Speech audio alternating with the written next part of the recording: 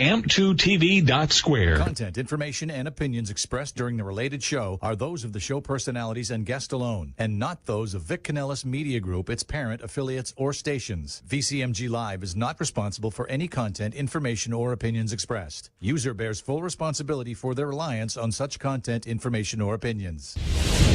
Welcome to Making Money with Laura Sanders, a name you can trust. With over 20 years of real estate experience and selling over 150 homes a year, Laura Sanders is the #1 RE/MAX agent in the state of Florida for 2021. Join us each week as we discuss how to make money through buying and flipping homes, to renting versus selling, and everything in between. To join the conversation, call in live. 888-994-4995, Studio A. Hi, everyone, and welcome to Making Money with Laura Sanders, and I am your host, Laura Sanders. Every week, we talk about something that will help you make a little money, save a little money, or maybe just help you navigate the crazy world that we live in. Well, the world's getting crazier for us realtors.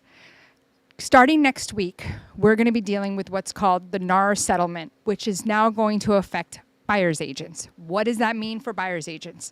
Well, tonight, we have Charles Esposito with JK Closings here to talk about what's going on with this NAR settlement and how it's going to affect us. It could be a pretty expensive weekend if we don't have our stuff together. That's all I got to say. So welcome, Charles. Thanks for having me, Laura. Always a pleasure to be here. Thank you. So tonight, we're going to talk about the NAR settlement, and we're going to do call-ins tonight. So if you are listening, the phone number to call in is going to be 1-888-994-4995, and we're in Studio A.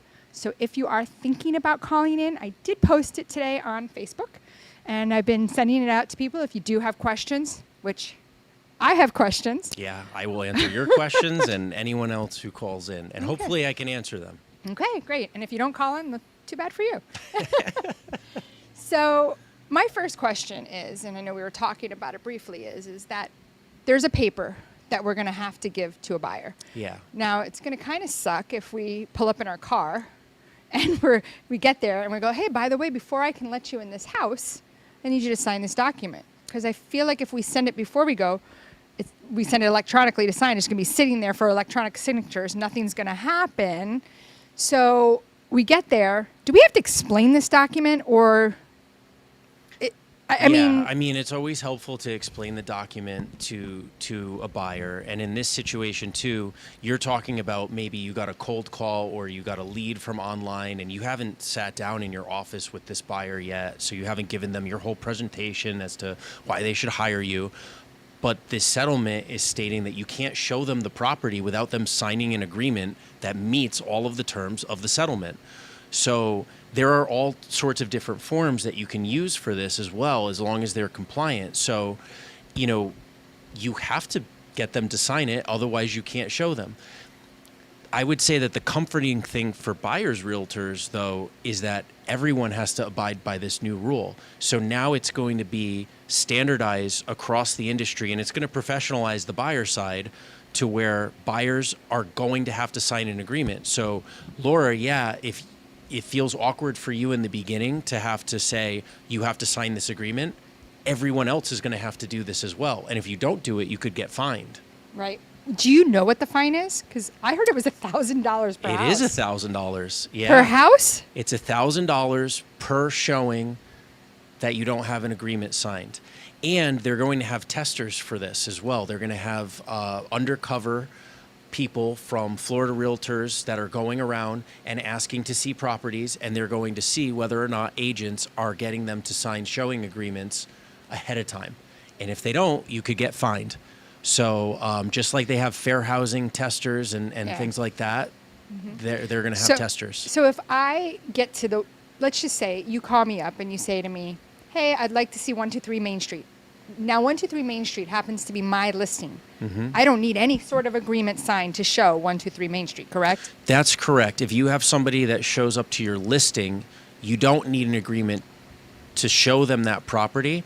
However, best practices might be to have them sign an agreement, because you as the listing agent might then be the procuring agent, meaning you're the one who's responsible for getting that person in the door and maybe getting a contract from them. If they leave and bring another agent back to submit an offer on their behalf, you missed out on that as the listing agent. Or there could be a dispute over who's the procuring agent. So for listing agents in that situation, we recommend that you have them sign an agreement. It doesn't have to be the exclusive buyer-broker agreement. It could be a showing agreement. It could be kind of a watered-down version of some of these agreements that are out there. But I do recommend that listing agents have an agreement signed with buyers that show up to their property to see it. So I guess some people are charged. So I had one agent tell me that they weren't going to be showing buyers per se, but they would do like an upfront cost, right? Mm-hmm.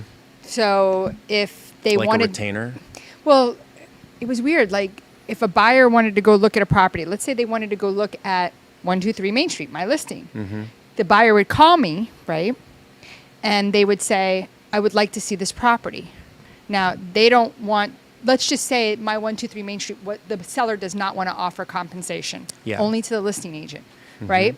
I'm still obligated as the listing agent to show that property to anybody, right? Because other people aren't going to show it if there's no compensation, typically. You're obligated to your seller to provide access. Offers, and you don't necessarily have to show anybody the property that wants to go see it. Yeah, but how are you going to sell it? Right. You know, and so if your seller is not offering cooperating broker compensation, meaning the seller offering to pay the buyer's agent, well, you as a listing agent don't necessarily have to perform work on behalf of the buyer, but you still have to perform work on behalf of the seller, which might include showing properties to buyers that aren't represented by an agent. Right. And then this realtor saying, listen, for like $29.95, I'll write any contract on any house you want, and to make sure that you're represented appropriately. Is that like that's legal? Yeah, I mean, is that pretty fair good idea, value too. for the services? I won't show you anything. $29.95? Yeah, I'm not going to show you any properties. Yeah. Like you have to get in on but your own. I'll draft the contract. So in like that scenario, I happen to think there's going to be a lot of buyers that enter into multiple agreements with buyer's agents, and it's gonna end up being a problem for some people. But there's going to be things that happen like that, just like they have like these flat rate listing services, but then you still might end up with an agent that's representing you because you realize that the flat rate listing service is not really helping you. They're not answering phone calls. Buyers are going to sign all sorts of low end agreements with buyer's agents and then realize that they need help negotiating. They need help getting inspectors. They need help with all of the things that you do as a buyer's agent to actually help them get under contract and get to closing. And they forgot that your time is worth money, you know, and $29.95 is probably not going to cut it for what buyers are expecting buyer's agents to do for them.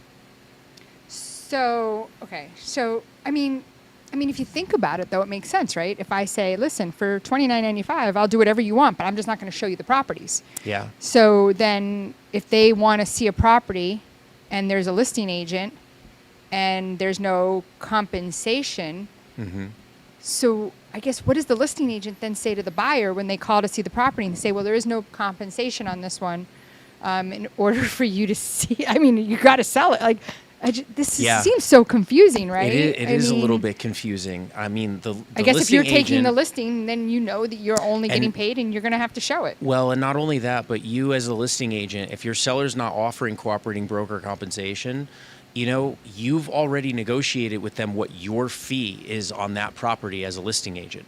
Right. So, you know, if it's 3, 4, 5, 6%, whatever it is, and there's no cooperating broker compensation, you've already negotiated your fee to sell that property, you know?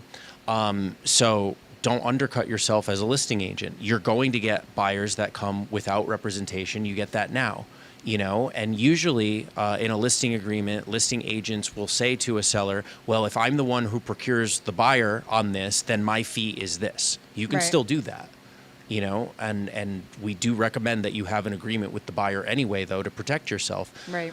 How many buyers will show up to an open house or call you up and then talk with you, negotiate with you, come to a purchase price, and then have their cousin submit the offer. And then their cousin gets paid, but you did all of the work for them. But if you could prove that you did that, I mean, what happened? Remember, we used to have the transaction broker sign before we'd show a property. I mean, and then all of a sudden that disappeared. Like, you know, it says we're dealing honestly, accounting for all funds, which obviously you're supposed to do. So, like, to me, it was like, duh. What happened to that form? Why do we not have that anymore? Yeah, well, they've modified the forms now for buyer broker agreement, showing agreement, and a lot of them are transaction broker forms, but there's also other forms, single agent form, no brokerage relationship form. There's a lot of different forms that are out there, and I would caution buyers that are, going to purchase a house and are hiring agents to maybe have an attorney review what those forms are before they sign them, because they're going to be all over the place as to what's being signed. So we're moving back in that direction where now it's going to be required to have forms signed. It's just a matter of what will those forms say, because they could say a lot of different things. The NAR settlement only provides like 5 different rules that actually have to be in the forms, right. And some of them are that the fees need to be conspicuous. They need to be objectively ascertainable. So for instance, you can't write in the form, my fee is whatever the seller is willing to pay me. No, it needs You to can't say write 3% that in there. or 2.5%. And if the seller's offering it could be a flat fee. It could if be it's a offering range. 3 and you put 2.5%, you're only going to get 2.5%, Right. It needs to be objectively ascertainable. And to your point, you can't get paid more by the seller than what you agreed to get paid for by the buyer. So if the buyer is agreeing to pay you 2% and the seller's offering you 3%, you can only get 2% as a buyer's agent unless you modify that agreement. So agents that are out there, I mean, they shouldn't be undercutting their value. Right. If you want to give a credit back to your buyer, okay, great, that might help get the deal done. But if you start off low, then you have nowhere to move from. Right. That's not really great from a negotiation So agents pay standpoint. attention to that you need to really just start these agreements at 3%. And then, or, there are agents that are doing flat fees too. They say every property, it doesn't matter whether it's a $50,000 condo or, a $500,000 house, my minimum is $5,000. And so whether it's $5,000 or 2.5%, that whichever is higher, that's my fee. I have agents that are doing that. So how do you say that? $5,000 or 2.5% of the purchase price, whichever is higher. That's objectively ascertainable. Now, do we know 100% whether or not Florida Realtors, NAR, is going to accept all of these different types of agreements that buyers and buyer brokers are going to sign and come up with? I'm sure that there's going to be, complaints filed in court. There's going to be litigation. It will take years to figure out what is legal, what is not legal, what is ethical, what is not ethical. There's going to be a lot of different agents that try to do a lot of different things with these agreements. And again, there's only a couple of guidelines that actually need to be in there. Well, if you think about it, right, a few years back, they were trying to get rid of mortgage brokers. They were trying to do all these different things with how they got paid. And I mean, obviously, the mortgage brokers have gotten through that. We're going to get through this. But at the bottom of that agreement, it says that it's not a binding, like it's not legal, like that it. What does that mean? I mean, which agreement at are the we bottom talking of the about here? buyer-broker The agreement, buyer-broker it says that it's not like it has all this stuff that says that. Oh, from Florida Realtors. Yeah. What does that mean? That's an interesting thing, and you really don't exactly know what it means if you're not a realtor looking at that form. It basically is saying that Florida Realtors is not giving you legal advice as to whether or not their form that they created is actually binding. Not binding, but if it actually will hold up and stand up in court when it is challenged. So none of these rules have gone into place yet, and they will not go into place until August 17th. So then what's going to end up happening is a form will be signed with a buyer, and then some attorney out there will go and try to sue an agent and say that form doesn't meet the NAR settlement guidelines. And then we'll find out from a lawsuit whether or not it does. And that's kind of how all of this came about anyway, is lawyers finding ways to sue agents in the name of protecting consumers. And who knows whether or not any of these changes will actually protect consumers going forward. We've heard all sorts of things. Purchase prices are going to come down. We don't know if that's going to be the case. They already are, but we're going to go to Yeah. commercial break. And when we come back, we're going to continue to talk about this because this is like my livelihood, your livelihood. And, obviously you depend on buyer's agents to make your livelihood. So we're going to go to commercial break. And when we come back, we're going to continue to talk about this. At JK Closing Attorneys, we do all of the same things that a title company does, but with the benefits of being a law office. We can help with residential real estate, short sales, commercial real estate, refinances, 1031 exchanges, and FIRPTA withholding. Contact JK Closing Attorneys today at 954-332-3111. Again, that is 954-332-3111.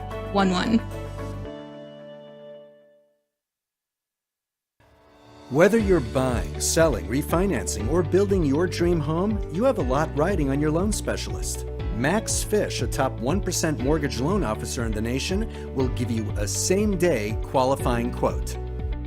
Max Fish is committed to providing his customers with mortgage services that exceed their expectations, ensuring that you make the right choice for you and your family is his ultimate goal. Contact Max Fish today at 954-729-6933 or max.fisch@nwmcorp.net. You have been watching Making Money with Laura. For more information, contact Laura Sanders at 954-650-0827 or visit her website at thelaurazell.com. And now back to the show. Hi, everyone. Welcome back to Making Money with Laura Sanders. Today, we're talking about the NAR settlement. And let me just tell you, the name of this show is Making Money with Laura Sanders. Let me tell you, let's save you from getting fined $1,000 per showing. Because come next week, if you don't have agreements signed with your buyers, you are going to be wishing that you did not get into real estate and you're going to want to get out. So, guys, we're doing call-ins, 1-888-994-4995. We're in Studio A. If you have any questions, I'd say hurry up because we've got about 10 more minutes before our time's up. So there's a really good question that somebody had called in and asked, and that question was, can we put in the contract what our commission is to be paid to us? Great question. So on a standard as-is residential contract, it specifically states in that contract that you cannot put compensation in there.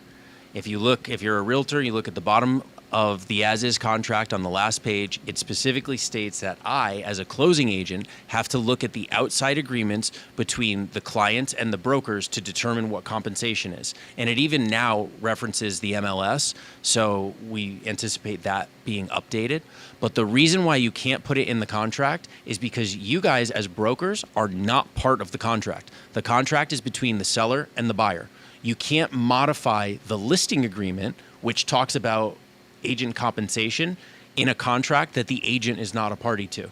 You can't modify the buyer's agent compensation in a contract that the buyer's agent is not a party to. So you can't just write on the contract what the compensation is for the agents because the agents aren't part of that contract. So what Florida Realtors has done is they've come out with compensation agreements that the parties have to sign between either the seller and the buyer broker or the listing agent and the buyer broker. And then also you have listing agreements and you have buyer broker agreements. Those are the only forms that you can use to actually put compensation on for agents. And then me as a closing agent, I have to abide by the terms of those agreements. So for those of us that have buyers currently under contract that are going to close after the 14th of August, where does that put us? Is that still, we're still going to be supported because we have it in writing on an MLS sheet, right? Yeah, correct. You So we don't have need to worry about that. Okay. It's 'cause already our broker's telling us, oh, get it in writing for anything. Yeah, you know? as long as you have the MLS and you can go back to it. Right now, the MLS has cooperating broker compensation being offered in it. Once you submitted an offer and it was accepted, that's a binding contract between you and the listing broker. So you don't have to do anything to modify it. It's very similar to the listing agreements that we have and the buyer broker agreements that we have. If those expire, but you're already under contract, the contracts extend through the closing date of the transaction. So Okay. for instance, if you have a listing and it expires tomorrow and you sell that property today, but it doesn't close for 6 months, you're still going to get compensated for that, even though your listing agreement expired. Now, if it doesn't close and the buyer backs out and you have to go back to market, you still need to get a new listing agreement. Right. Okay, so that makes sense. So on before, right? If I was going to show a property, and let's just say they're offering 2% commission, before I would have to negotiate with the agent prior to showing that to my client, correct? Mm-hmm. I couldn't ask after I showed the property and my client likes it, hey, you're offering 2%, will you pay me 3%? My client likes it, because that's not in the best interest of the client, correct? Well, I wouldn't say that you couldn't do that. You certainly could. And it doesn't mean that it's not in the best interest of your client, because it really depends on what were they going to pay going forward. So it all depends on how you would negotiate a transaction. Like, for instance, what if the purchase price was lower, but your compensation was higher, paid by the seller? That's better for the buyer. It depends on how you structure the deal. And the clients are paying you guys as agents to negotiate negotiate a deal that's going to be in their best interest. But I'm saying, if I'm an agent, right, and I've decided to work with a buyer, and my buyer likes a property that is offering 2% commission, I'm talking about where we're at today in today's market before it changes next week, right? Yeah. They like that property, and they want that property. I'm not doing what's in the best interest if I say to the agent, listen, I really want 3%. I showed it, they love it, they want to buy it. You need to pay me 3% or I'm not going to give you an offer. Yeah, you can't phrase it like that, and you can't do it like that if your client wants to enter into contract. So you could say, will you however, pay me if you had a 3%? buyer-broker agreement And it was paying 3%. and it was 3%, You'd say, then listen, you could go back to the listing agent and you could say, well, listen, you're only offering 2. My clients are paying me 3. In order to make this deal work, I need your seller to pay the other 1%. Well, that's in the best interest of your client because they're paying less money now. So and this is the way it's going to work going forward too. If the compensation is not going to be offered on the MLS, you're going to have a buyer broker agreement that has your fee on it. Let's say your fee is $15,000, flat fee, okay? And the seller is only offering $10,000. Your negotiation is going to be, well, either the purchase price is going to be lower, or my clients are going to have to come out of pocket $5,000. Their purchasing power is lower on a finance transaction if they have to come out of pocket with more money. So you negotiating the deal with the listing agent, hey, this deal is only going to go under contract if we're able to work this out. Okay. So, but you know how on a contract, right, where it says that the seller is going to contribute 3% towards buyers, prepaids, and closing, right? Well, now I'm asking for a seller to pay for the buyer 3% towards my commission. So where do I put that if it's not part of the contract? Yeah. So that's different because you're not putting compensation directly to you in the contract. You're talking about a seller concession. So seller concessions are where the seller gives a credit to the buyer, okay? The buyer is still paying you. When I do the closing, okay, you have a buyer's agreement with your buyer that states you get a certain percentage, and the listing agreement says that the listing agent gets a certain percentage. So that percentage from the seller is on the seller side. The percentage from the buyer paying you is on the buyer side. And then there's a credit from the seller to the buyer. So the contract is saying there's a credit from the seller to the buyer. It does not matter where that money is getting applied to on the buyer side. It might be part of your compensation. It might be closing costs that the buyer has. It might be, prepaids that they have, such as the inspection or something like that. And it does matter how you write it on the contract. And I would advise agents to make sure that anything that's written in regards to seller concessions on a contract is run by the lender first to make sure it's compliant with whoever the end lender is going to be on that. Okay, whether it's Fannie or Freddie, you have to meet the guidelines that the lenders have, just like any sort of credit Which that is the going to be lender is given. very complicated. So we're going to post this because we're running out of time. We're going to post this when we do. Are you having any upcoming trainings that can help us so that we can get a better idea of how to structure our contracts? Yeah, absolutely. Well, I have one tomorrow, but I think it's going to be sold out. next week on Friday, I'm going to be doing a listing agreement presentation because the Florida Realtors has updated the listing agreement. So be on the lookout for that. We have, it will be on Zoom, so we'll have a Zoom link for that. We don't have the location for it yet. We're going to hammer it down. It's probably going to be somewhere in Broward. We'll see. Okay, great. So you'll send that to me. I'll put it with this. And guys, I want to thank you very much for listening. What's the best way for them to get a hold of you if they need to get more information and to use you as your closing agent? 954-779-5000. You can call or text, and we'll get back to you. They always have somebody that responds to their text. Somebody's always got that phone in their hands 24/7, right? We try. Try 3 a.m. See what happens. Anyway, thank you for listening to Making Money with Laura Sanders. I am your host. Give me a call if you need a realtor, 954-650-0827. Till next week. Thank you for tuning in for Making Money with Laura Sanders, a name you can trust. To join the conversation, call us at the studio, 888-994-4995 Studio A, or contact Laura directly at 954-650-0827. Laura Sanders, a name you can trust. We look forward to seeing